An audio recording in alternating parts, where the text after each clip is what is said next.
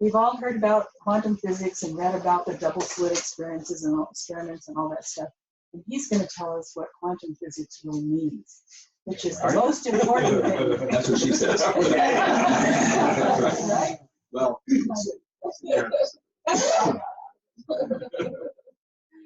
anyway, thank you for coming back. And is he okay? So here?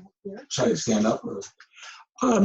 If you'd be closer to this mic, it would be a better picture, but it's all okay. If you don't mind, people down there can see you a little bit. And we have 5 people coming in online from Zoom. We do. Oh, 5 great. people. So why don't So, you like, explain right what around- what you're doing? Is this good for me to stand? Yeah, that's fine. And so can you tell them to stay muted, or you can? No, they're all muted. Okay. Yeah. Okay. Great. Awesome, thank you. Should I Go ahead and start, and Great. go ahead and tell us what you would like us to know about you for this particular program. Wow. Okay. Well, the first thing is that I'm not a physicist, and but I had a direct encounter with the quantum dimension in 1981, and it almost drove me totally insane. It almost killed me. It destroyed my family. I didn't have the language for what I was experiencing. I understand now that, oh my God, I had snapped out of some sort of a spell and was having a direct encounter of what we now call the quantum. And but one thing I want to go back to, I was joking when I said, oh, I'm really excited to hear what's going to come out of my mouth, but another part of me was not joking, because to talk about something like quantum physics, maybe some people can have a really prepared talk. That's not interesting, at least to me. Oh, I'm sorry. That's okay.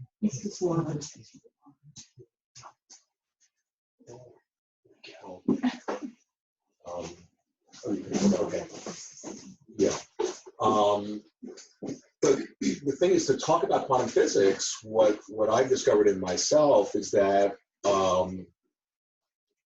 for me, I can't project this on anyone else, but it really has to do with kind of having this direct encounter in this very moment of the quantum dimension, and not trying, but maybe the opposite, just sort of like whatever the opposite of not trying is, to let the quantum articulate itself through me. And an example with my book, when I wrote the book, and I pick it up a lot after it's been published, and I'll just open it up and start reading it, and I'll be like, wow, this is really good. Who wrote this? That's kind of what I'm talking about. It felt like that the book, that I was just sort of an instrument for something to come through, and I'm really hoping that tonight will be having something of that flavor. And so I had this experience in 1981, the spiritual awakening, and I was so excited at what I was realizing.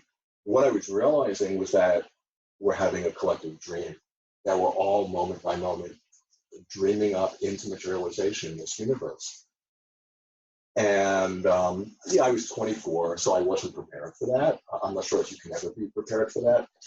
And so in my enthusiasm and just unbelievable, ecstatic happiness at what I was realizing and what it meant, I got myself in trouble, because I hadn't figured out how to not freak people out, making them think that I was just manic or something like that. So it took me a few months to figure out how to, keep my realization to myself and to not get myself in trouble. But I knew I had experienced something. I mean, of course, everybody was trying to talk me out of my experience, and they were pathologizing me or diagnosing me or basically just, in essence, talking me out of my experience. But my experience that I was having was a direct experience, and there was nothing anybody ever said or could ever possibly say that even in one iota, would make me doubt what I was experiencing. But the problem was and I'm still in the process of integrating. What I needed was time to integrate it. It's only been, close to 40 years, and I'm still integrating it. And but then pretty quick on, I began to, like a whole lot of us, found quantum physics actually really interesting. And the more I went down the rabbit hole of quantum physics, the more I began to understand, wow, this maps on to what I was experiencing. And so that was really interesting to me. And then at a certain point, I just went so far down the rabbit hole of quantum physics that I began to realize it was like a psychedelic. And it was a psychedelic that just kept on coming on and wouldn't stop. And it was expanding my consciousness the more I began to study what it was saying. And now the thing about quantum physics, it's really, so on the one hand, there's not a disagreement. Like everybody agrees, I think. I haven't met anybody ever who doesn't agree, you know, who's in the field, who basically says quantum physics is the greatest discovery ever in all of history in the realm of science. That there's no debate about whatsoever. What there's a debate about is, what does it mean? Because the typical physicists, they haven't, you see, what's happening in quantum physics is that all of a sudden consciousness has come into the laboratory. And the typical physicists, you know, think about it, they go to graduate school, they get their PhD, they're working for whether academia or corporations. They haven't signed on to, you know, that's not what they were really interested in, was the idea of factoring in consciousness. But consciousness was insisting. It wasn't going away. And so that's been this real question that has been offered to the physics community is, what do we do with consciousness?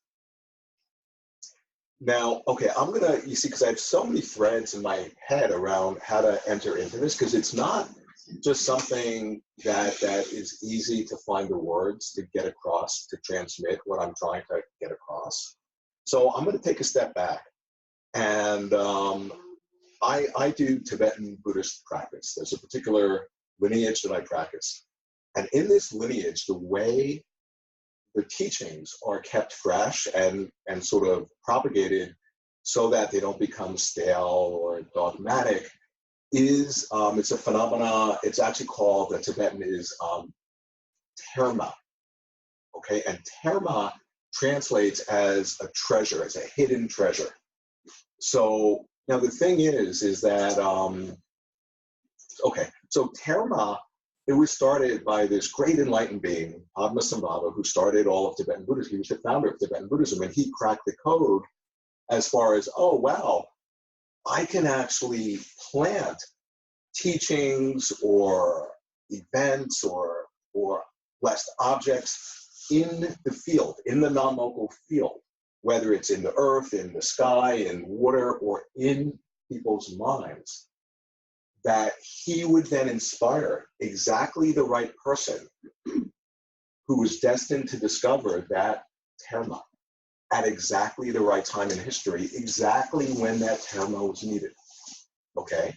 So one way to think about what these treasures are, it's like, if you think about it just as an individual person, it's very much the way the unconscious operates. When we get one-sided and off balance, what happens? We go to sleep, we have a dream, the unconscious sends us a dream which compensates that one-sidedness, and it brings us back to who we are. Okay, that's just sort of, that's the organic, that's like, you know, just very like the psyche has a nature, that's its nature, is to just sort of continually regulate and compensate and reflect to bring us back to ourselves. So why I bring that up is because terma can be seen to be exactly the same thing when, as a species, we get off-center, we get one-sided. All of a sudden, in Tibetan Buddhism, for example, there would be, at exactly the moment when this particular teaching was needed, it would be discovered. Like I said, by the person whose fate it was to discover it. And one way of thinking about it, it was like the universe would secrete this vitamin to bring our species back, you know, to ourselves, really. And so I've actually studied terma. It's the tradition I do practice to. I'm not any authority on it at all. I'm just, you know, like I'm not an authority on physics. I'm just a curious person, but I'm very familiar with the idea of terma. And it's not a fairy tale. It's, you know, it's studied by the greatest scholars of Tibetan Buddhism. And it's the way that the Nyingma lineage actually, you know, ensures the purity and the freshness of their teachings. That all of a sudden there'll be a teaching that somebody will just discover, and it'll be exactly what all the students, what they need to, you know, connect back with themselves. So I'm not authorized in any way, because I've had people in my life who've cited me as, oh, I've authorized them, that they've discovered a Theravada. I just, trust me, I've never done that. How could I possibly do that? But I'm familiar with the idea of Theravada. I've written articles about it. I've studied it. I do practice in that tradition. Then, as I began to study quantum physics, what began to become really clear to me, and I'm happy to say this because I don't know anybody else who's saying this, is that everything I know about Theravada and everything I know about quantum physics, I am 100% convinced, is a modern day form of a Theravada, of a spiritual treasure that we as a species have dreamed up into our world and into our minds to help us to wake up. Because in case we haven't noticed, there's a collective psychosis. It's what I spoke about when I was here a few months ago. There's a collective psychosis going on, and you know, it's just endlessly deepening, and we're destroying the biosphere, the life support system of the planet. And if that's, we're committing collective suicide. If that's not collective madness, I don't know what is. And what I'm pointing out in my work, in the quantum physics book, is that quantum physics is the medicine for the collective psychosis. And that's, as we, you know, the introduction of Theravada, and then that quantum physics is the medicine, is the cure for what ails our species. That's what I want to really explicate and try to get across tonight. Okay. Now, I think you all know that quantum physics, when it was, whether you say discovered or created, you know, the early 1900s, to say it was this radical discovery would be such an understatement. It was so beyond anything we had ever even conceived of. And it was as if that the universe that pre-quantum physics, Newtonian physics, you could call it Newtonian physics, classical physics, pre-quantum physics, the universe that classical physics was studying, quantum physics proved didn't even exist. There was no such universe. Quantum physics has proven empirically, beyond the slightest shadow of a doubt, that it doesn't make any sense whatsoever to talk about there being an objective universe. That's an idea that's sort of, whose expiration date has come, and it's antiquated. It's nonsense. It doesn't make any sense whatsoever. What I'm trying to say is that quantum physics discovered that in studying, because what it's about, what quantum physics is really interested in, is what are the building blocks of this universe? What is this made out of? And the more it would inquire into the microstructure of the universe, the more, not only did it not find any actual building, any sort of material, physical building block, the more it found consciousness. And one other way of saying that is that quantum physics has discovered and absolutely proven, there's not the slightest, you know, shred of a doubt, that the act of us observing this universe influences and has an impact and has an effect on the universe observed. Okay, that's the rabbit hole. That's the portal. When my whole book is inquiring into what is that showing us? Because quantum physics is this revelation. It's a modern day revelation, and it's revealing to us exactly what we need to know to not destroy ourselves, which is what we're doing. We're destroying ourselves because we've gone collectively mad. And then, lo and behold, we've dreamed up a Theravada, a modern day spiritual treasure, through the medium of science in quantum physics. That's actually, it's revealing something to us about our creative power, the act of how we observe. So the act of observation, by saying it affects the universe observed, just let me say a few words about that. So on the one hand, there's the observer, there's the observed, and there's the act of observation. And quantum physics is saying those aren't three separate things. They're in the quantum. So in quantum physics is saying this universe is quantum through and through at all scales, not just in the really small, but in the really big and in everywhere in between. That the quantum dimension pervades everything.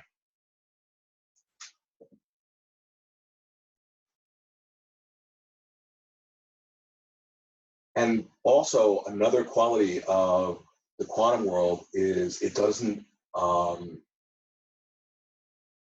it's not made of separate parts that are interacting. There's a whole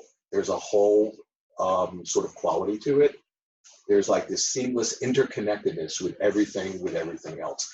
And one of the things I point out in my book is that it's very much in alignment with the wisdom traditions, the spiritual wisdom traditions, both East and West. I'm particularly familiar with Buddhism. And so in the book, I really, point out, I quote His Holiness Dalai Lama or my teachers or just different teachings that the Buddha said that map on word for word what quantum physics has discovered. Okay. So that dynamic, that effect, the observer effect is what it's called. The act of observation actually affects the universe observed.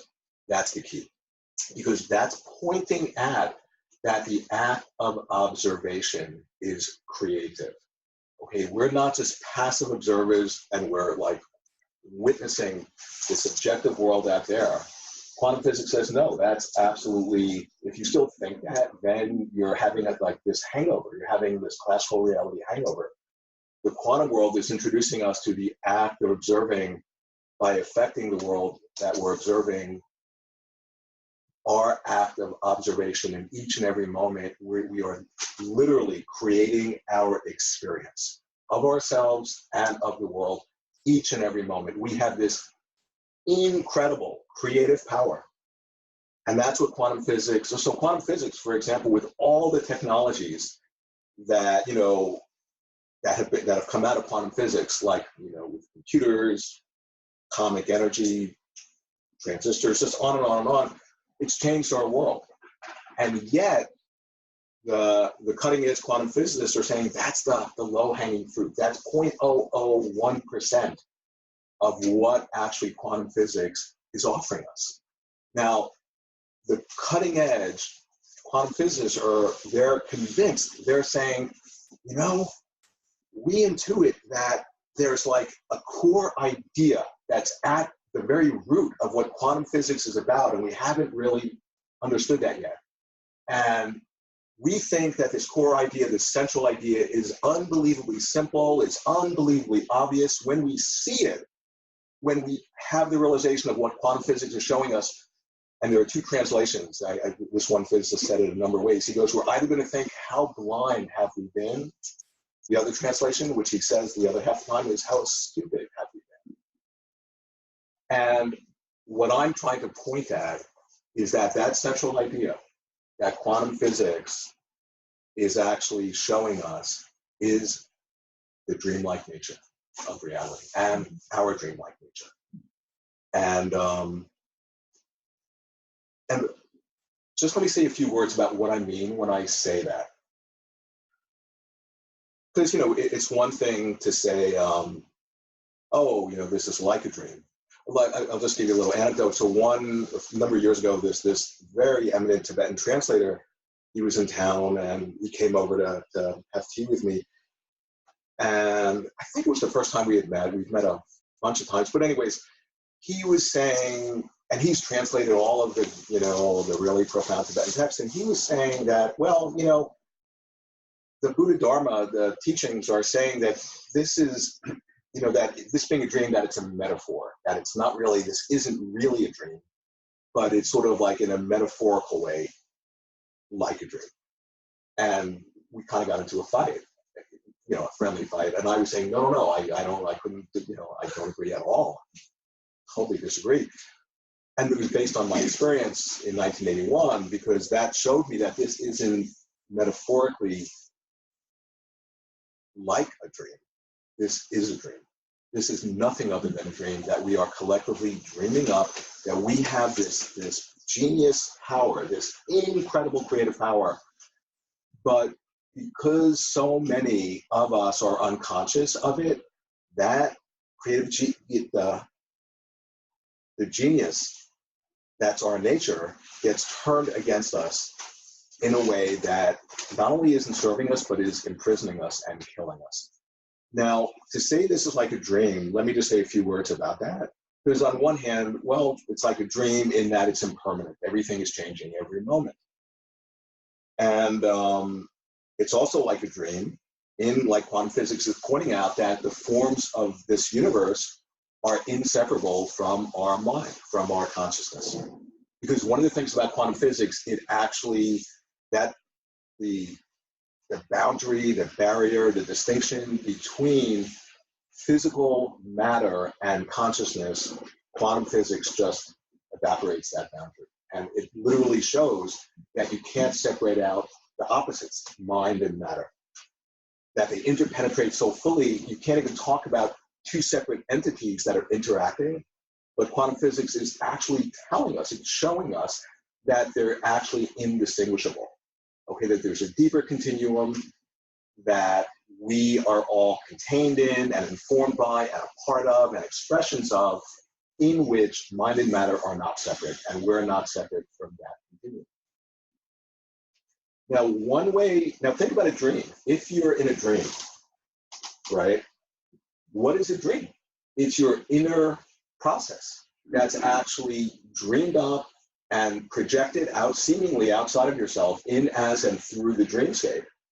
And if you don't know that you're in a dream, you're going to be entranced by the forms of the dream. And you're going to react to them as if they're other than you. You're going to be conditioned by your reactions.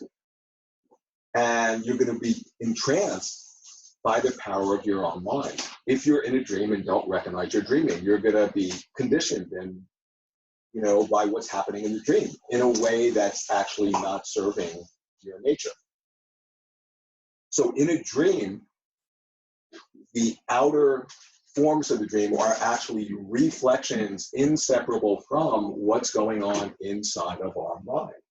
Okay, that's a sort of very simple way of describing a dream. Now, if we can invoke the imagination, the creative imagination for a second. So, if you're in a dream and you're holding a particular perspective, right? Now, keeping in mind that a dream is nothing other than your own mind, right? It's your psyche, just, projected outside of yourself. And keep on, when I say psyche, I mean, the way I'm using it is a totality of both the conscious and the unconscious.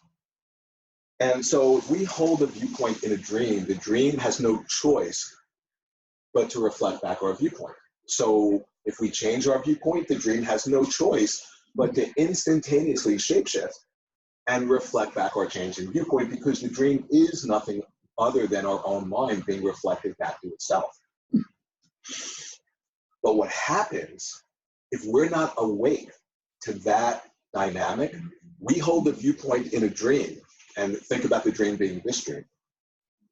And then the whole dreamscape will shapeshift and completely reflect back our perspective, which then, if we're not awake to that we're dreaming, we then interpret as evidence, confirming the objective truth of our viewpoint. And once we then become entrenched in that objective truth that we're seeing correctly, because now we have evidence, the dream is offering us evidence that our perspective is correct, then we become even more entrenched and fixed in that viewpoint. So then the dream has no choice but to offer us more evidence confirming that viewpoint. That process happens both over time and in no time, outside of time, atemporally. And guess what? We've entranced ourselves. We've literally hypnotized ourselves by our creative genius for how we invoke reality. Okay?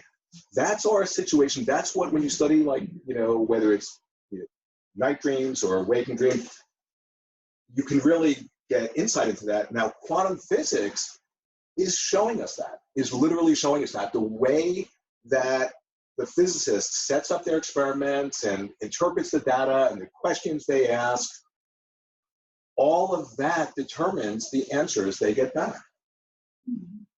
Okay, for example, if a quantum physicist is seeing the world made of fragmented entities that are interacting, they will ask questions, interpret data, set up the experiment, the whole thing, in a way that will reinforce their viewpoint of that there are actually separate fragmented entities interacting. And so quantum physics is actually revealing this process to us.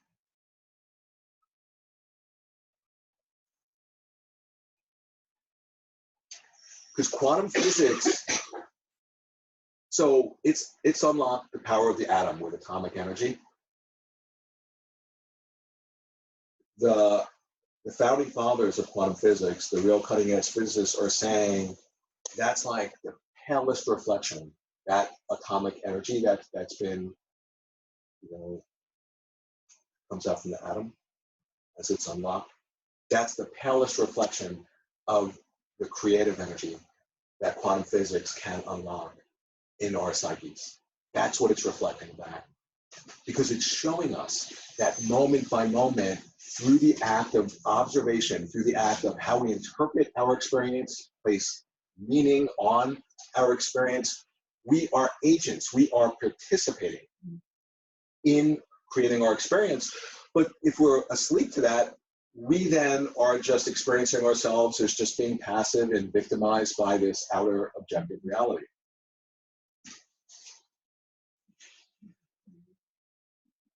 So it's just so interesting because not being a physicist, and I've spoken to physicists, and they said to me that I'm really fortunate in that being an outsider, maybe I haven't been sort of programmed in the way that a lot of physicists are, and also I think, probably a whole lot of you know that it's a dangerous thing in the corporate academic physics world to talk about consciousness. Because, physicists, they've lost their funding, they've lost their tenure, they all of a sudden become seen as crazy or like, mystics, in a negative way.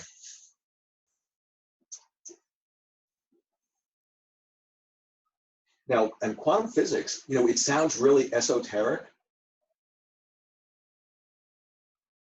but the founding fathers of quantum physics and the cutting edge quantum physicists are saying each one of us, we actually experience the quantum dimension way more than we experience the classical dimension.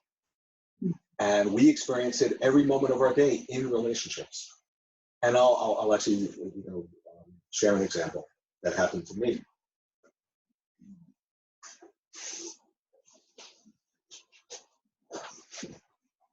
So one day, so I was in this relationship, this long-term relationship, and my girlfriend and I, we had just broken up, but we were still in the same house together that we were living in, and I was asleep. It was early in the morning, and she wanted to ask me a question. And we were in our process of really, it can get kind of gnarly when you're breaking up at certain points. And thankfully, we become good friends. But this was a long time ago, and she was afraid of the answer that I was going to give to her question. And here I am, totally asleep, and she came to me with this fear that I wasn't going to give her what she wanted in answering her question. And she woke me up by asking me this question, but she invoked the part of me. She was so afraid I was going to say, I wasn't going to give her what she wanted, that literally she woke up the part of me that was going to say, sorry, I wasn't going to go for it or whatever. I didn't forget what the content was, but it was so interesting. Once she woke up that part of me that didn't answer the question the way she wanted, of course, that confirmed to her, oh, well, of course, I knew Paul wouldn't answer that question the way I wanted because that's who Paul is or whatever. So then by me manifesting that way, that actually concretized in her mind, that was who I actually was. So then she would relate to me more in that negative way, and then that would invoke the negative part of me, which would serve as evidence. And of course, I was probably doing the same thing to her in my own way. But like, you know, why I tell that story is that if she had been, you know, maybe able to just to ask the question in a different way, it would have another part of me, because it's like we have we're like this multiplicity of selves. It could have been that this other part of me would have gotten invoked that would have given her what she wanted. And what I'm pointing at is that in being in relationship, we're always doing that. We're always like, you know, certain aspects of us are getting dreamed up. Like, you know, another example is like, you know, there are certain people who really see our light and really appreciate us and see our beauty. And we notice when we're around them, wow, we tend to manifest in such a beautiful way. And it's not that it's a causality thing, like they're causing us, but by them holding us in, you know, in light in a really high way, it's actually increasing the probability that we'll be able to step into that very light. And the more we then step into that light, the more that confirms to them that is who we really are. And then if we're doing the same thing to them, you know, then we've created this beautiful friendship, right? But the opposite is also true. If you're around people who maybe they haven't dealt with their own shadow, and they then see you as embodying a particular aspect of their unconscious shadow, so they'll project onto you and they'll like focus on that darker part of you that, yeah, we all have a shadow, right? So say even if that shadow in us is like a small percentage, they will see you as being, as all of who you are, that shadow. And of course, the more they see you that way, not in a causality way, but they're making it more probable that that's the part of you that's going to manifest that shadowy aspect. And as soon as you do, that then confirms to them the correctness of their perspective, that you really are this like demon or bad guy or whatever. So they get more entrenched in their viewpoint, and then, you know, that doesn't sound like the sort of relationship that any of us would like to have, but I think that happens. The point is that just by having relationships with each other, what quantum physics is showing us, and I think it's the biggest chapter in the book that I've written, is all about how quantum physics is showing up in everyday stuff that we just don't notice. But we're so familiar with it all the time, but we don't have the language for it, and it's happening sort of unconsciously. But when you become conscious of the quantum sort of dimension of experience, then all of a sudden a person can tap into that dimension in a way that's actually sort of on our side and helping us and of service to our evolution.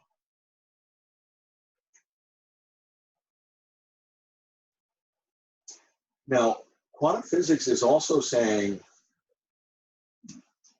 so many interesting things. I mean, it's such a mind blower, because it's basically pointing out that each and every moment, this cosmos, the whole universe, is refreshing itself anew each and every moment.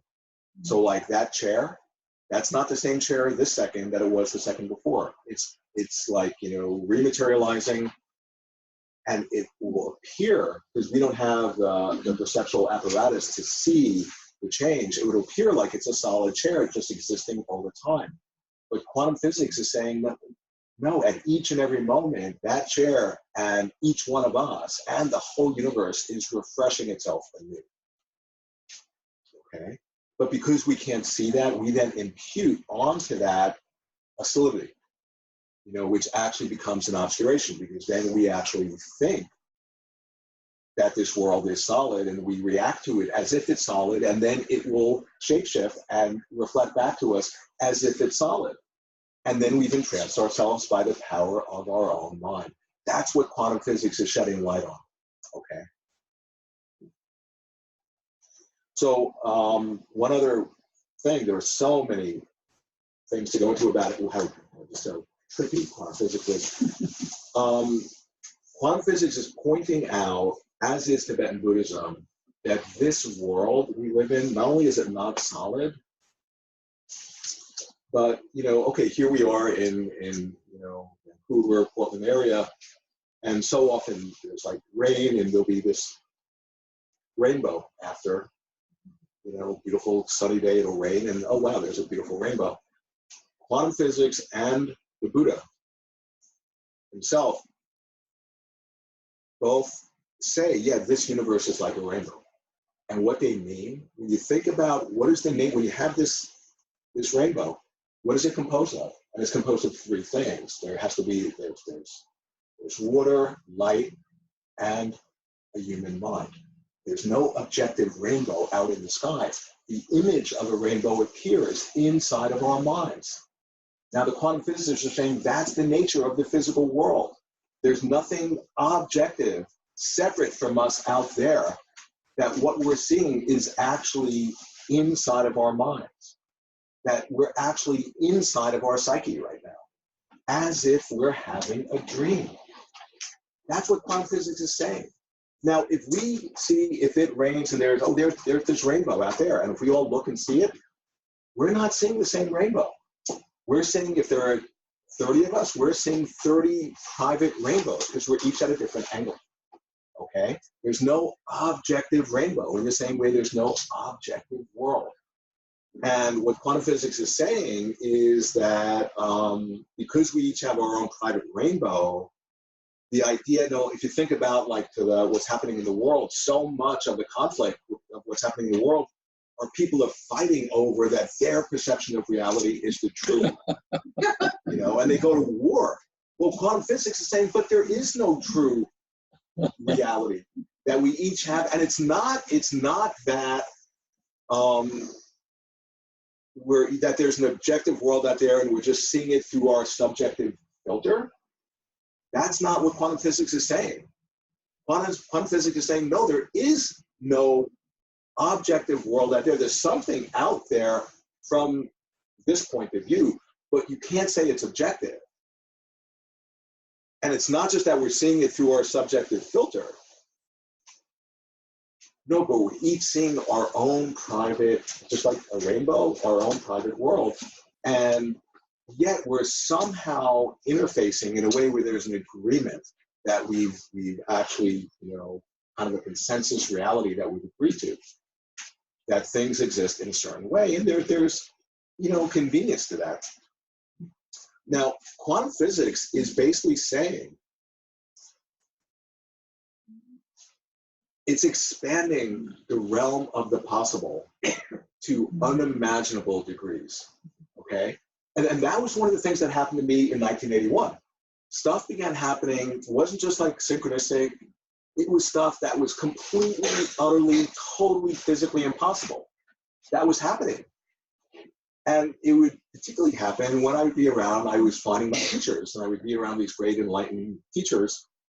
And it seemed that there was some sort of correlation. Whenever I would hang out with them and be in their field, it was like the space-time continuum would just warp or torque, or something would happen, and stuff would happen, like I was saying, that was physically, or at least I had thought was physically impossible. Stuff would happen that could only happen in a dream. And it was, for a 24-year-old kid, this was really, I hadn't signed up for this. I mean, I wasn't prepared for it. I don't think anybody could be prepared for that. I got so excited, and that's what got me in trouble, because I was wanting to share the good news. Now, I just want to, so I'm going to be, not linear, because I want to not forget stuff.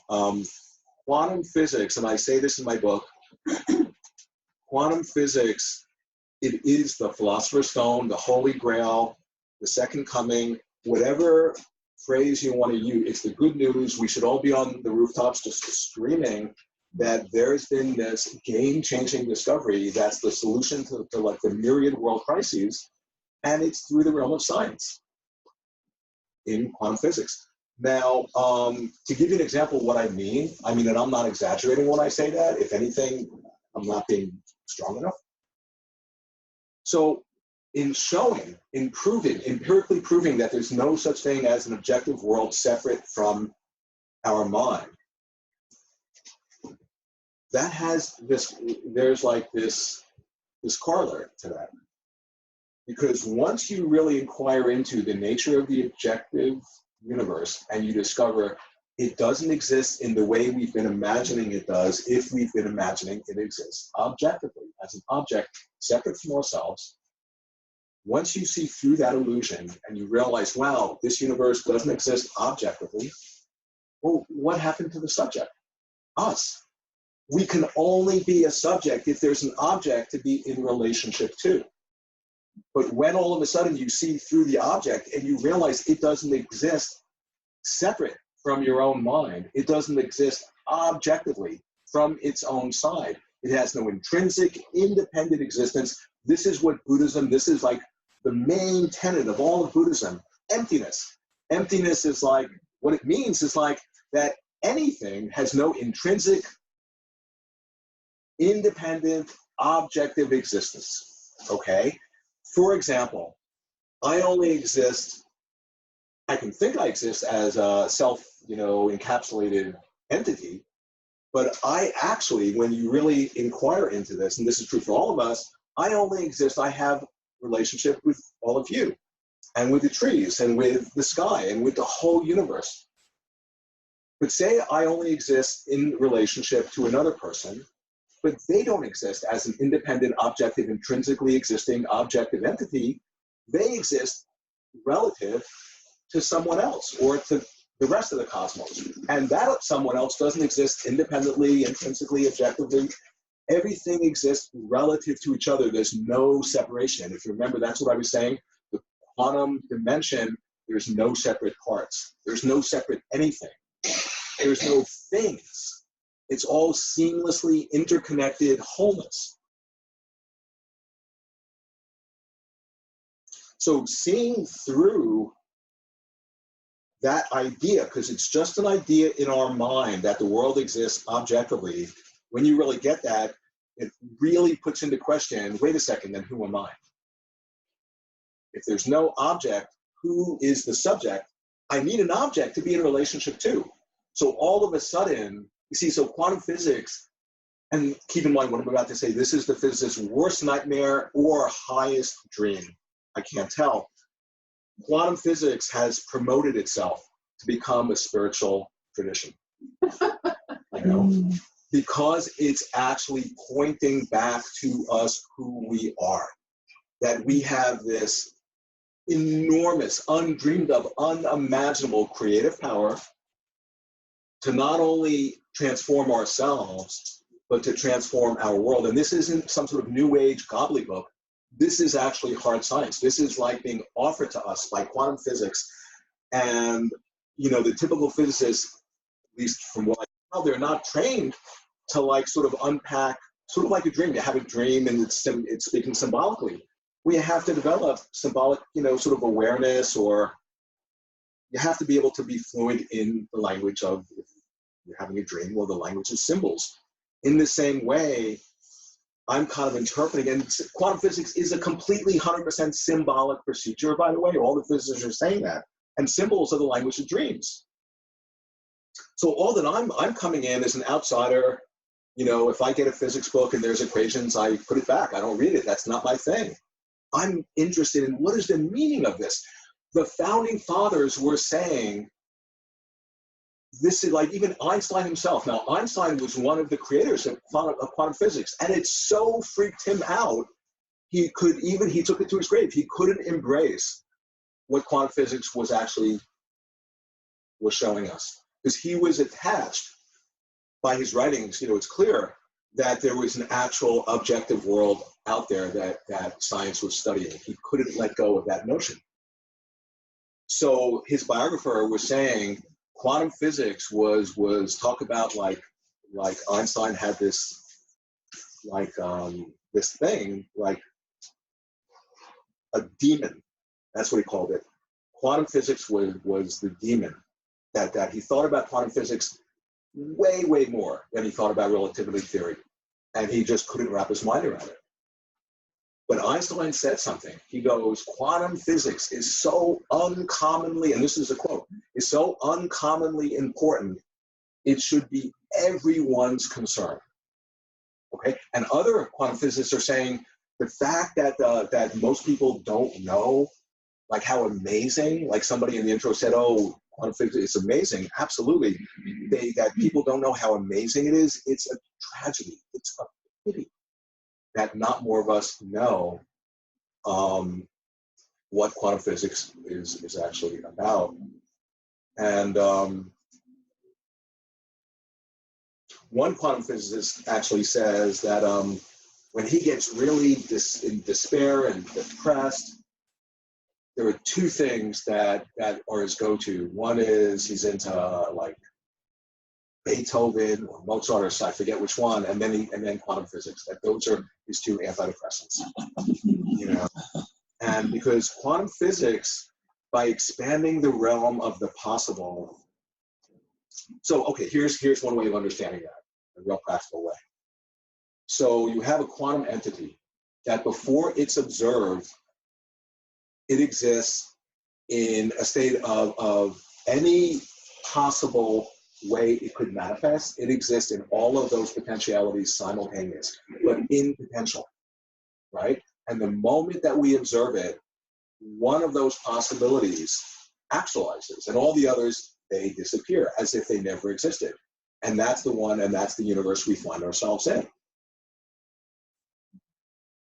What quantum physics is saying is that even if one of those potentialities is, and this is a quote, highly, ridiculously unlikely, it could still manifest. It could be this very moment the way this universe manifests. So you get a sense of what I'm saying, that it expands the realm of the possible. And to give like an actual example, so here we are as a species, and we're like hell-bent on destroying ourselves in so many ways. Nuclear war, climate change, war with Iran, just, you know, the 5G net, it just goes on and on.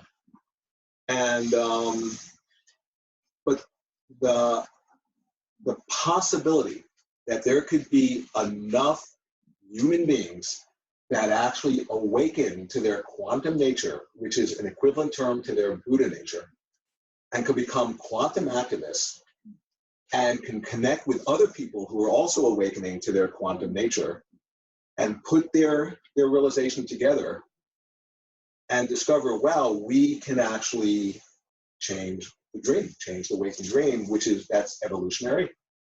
That is highly, ridiculously unlikely. But if we're not actually imagining that that could happen, then what are we thinking? Then we're part of the problem, okay? That's possible. The fact that our species could actually evolve and wake up and avert catastrophe.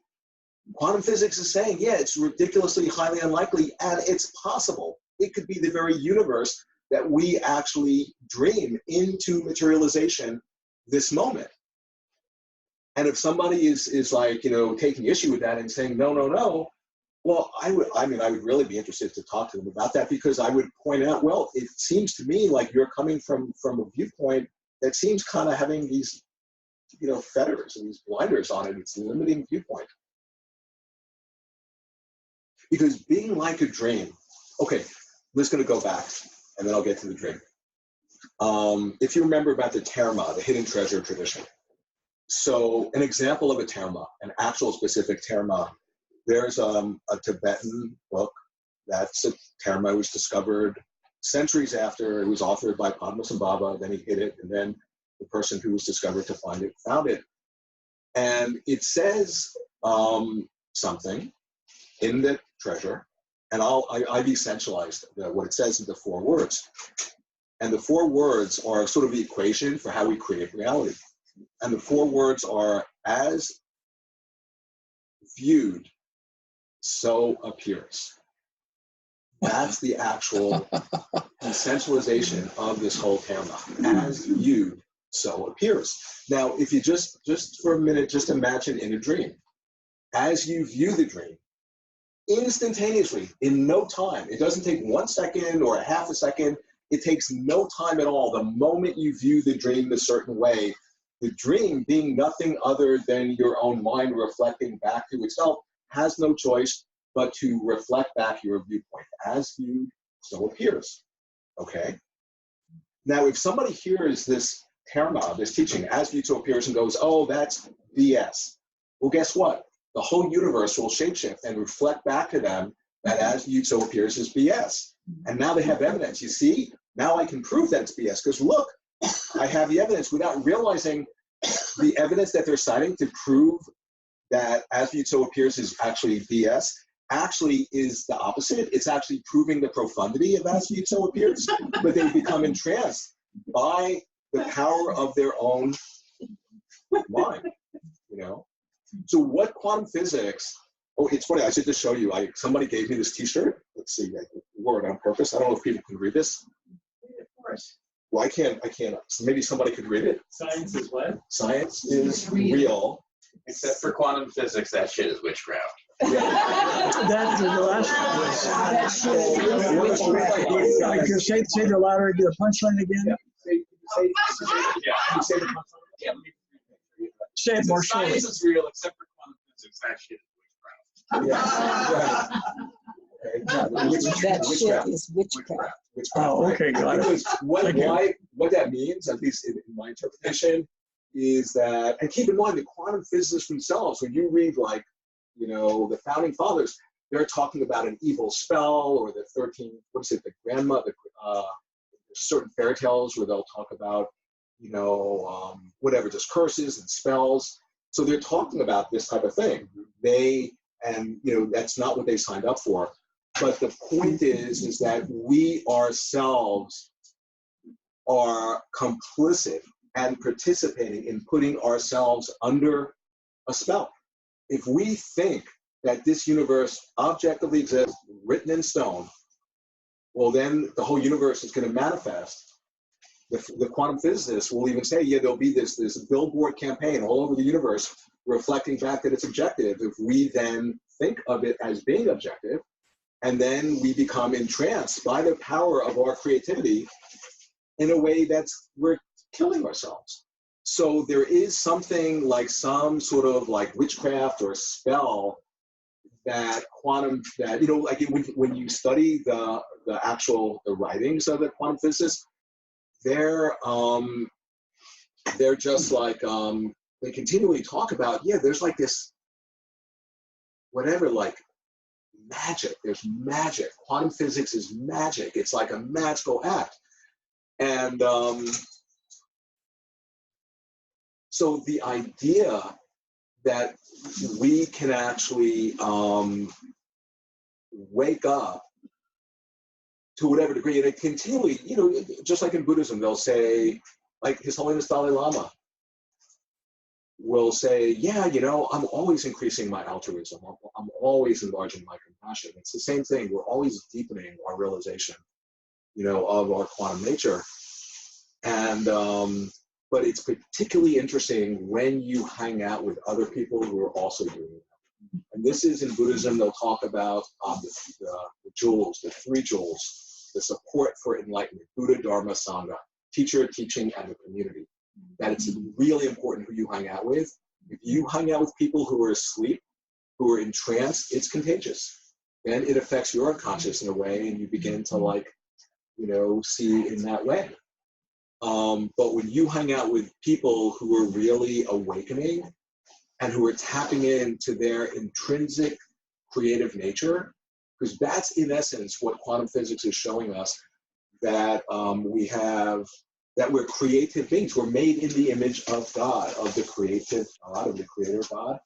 That's, you know, from my point of view, what that means is that we have this incredible creativity. So one image that these physicists are using, this one physicist in particular says, imagine if you've never seen a car, right, an automobile, and you come across this car, and you have no idea what it's for.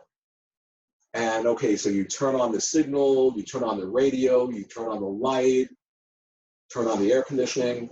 He says, yeah, all of that's great, but you still haven't figured out what is the actual purpose of the car. He says, that's like us with quantum physics. We've developed unbelievable technologies that have changed the course of history, but we haven't figured out what is, remember I'm saying the essential idea that when we see it, we're going to be like, how could I have been so blind? How could I have been so stupid? And what I'm pointing out is that, well, as an outsider, as somebody who's not a physicist, but just a curious person, quantum physics is actually, it's pointing at the dreamlike nature, it's an expression of the dreamlike nature, and it's actually the portal that actually is bringing us to the dreamlike nature, okay? So if you think about that, quantum physics, it's actually, when you interpret it in the way that I'm like pointing out, you begin to realize, wow, it's like showing us the dreamlike nature, but it's simultaneously an expression of the very thing it's showing us, okay?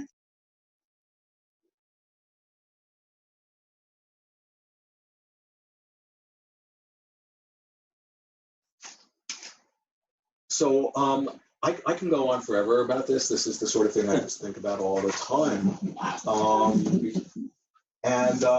But I'm also really, I mean, I'm really open to other questions or comments, or, you know, maybe this is a good time or what. Yeah. So it was as viewed, so becomes. What was it? Appears. As viewed, so appears. Yeah. Yeah. And I actually have an article on my site. And I think it's just called As Viewed, So Appears. And I talk about that in the quantum physics book. Because I talk about quantum physics, just about everything I've said tonight is in the book, about it being a terma, and then I talk about As Viewed, So Appears. Yeah, and it's amazing, because that is such a profound statement and such a profound teaching, and I didn't make it up. It's like in this terma. And isn't that in scripture also? It is done unto you as you believe. Great. Fantastic. You know, it's not just Tibetan Buddhism has a monopoly on this stuff. This is like every spiritual tradition is pointing at this in their own creative way. Any other questions? Yeah. So Yeah, can I stop for a second? When someone asks a question, would you repeat it so the people on the that have called in could Yes, hear? I will it? do my best. Yeah, thank Okay. you. Yeah, so following up on that, as viewed, so appears, there's a number of things that you've mentioned simultaneously. Like, one is that there's more than one aspect. Like, who is the real I? That in our psyche we got subconscious and conscious and all kinds of personality things going on. So to know logically from a quantum mechanics perspective that there is no material and time, space, or emergent properties, and there's this thing we can label consciousness or whatever, and that for interacting in the dream state. To take that into a daily practice of how do I, knowing that's what's real or unreal, or that real and unreal, there's like a false dichotomy. It's just this thing that we're experiencing called life. And the other part of that you mentioned is in the shadow work, is in that we are not only can consciously have intentions and direct the power of the universe, but the aspects that we haven't worked with that are haven't or we've disowned are simultaneously creating their reality. It seems like humanity, we think of ourselves as the elite in the system, when in reality maybe we're living in relationship to a universe within the biosphere, which is an intelligence in itself. And we're the last ones to figure out. Quantum mechanics is like this little crumb to say, hey, wake up to the rest of the reality, right? So what is the practical step so that we do the shadow work and we re-enter the awakened state beyond the information part of the equation? Right. So you're asking, in other words, what would be like the practical? Like, what would be your daily practice? Right. When something arises and you, oh, I didn't know that was there. Right. No, that's a good question. And so I do Tibetan Buddhist practice, and it's something that I do all day long. It's not just that I'm sitting doing mantras, but every moment of my day I'm integrating into that point of view. And one of the fundamental